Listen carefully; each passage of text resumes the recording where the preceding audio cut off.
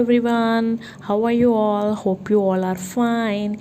In today's video we are going to learn about vowel sound, and you already know about the vowels. What are the vowels? Yes, very good. A, E, I, O, U. And so there are two types of sounds: short vowels sound and the long vowel sound.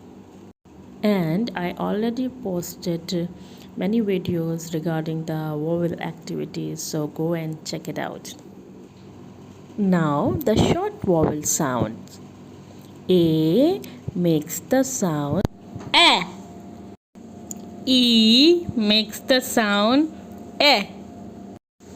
I makes the sound E. O makes the sound A.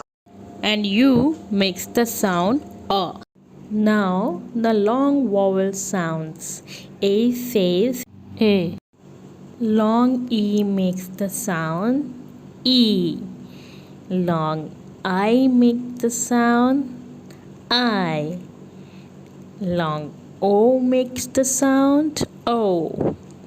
Long U makes the sound U. So these are the short and the long vowel sounds, and in the next video I will teach you when we use the short vowel sound and the long vowel sound. Till then, take care, bye bye, and please subscribe.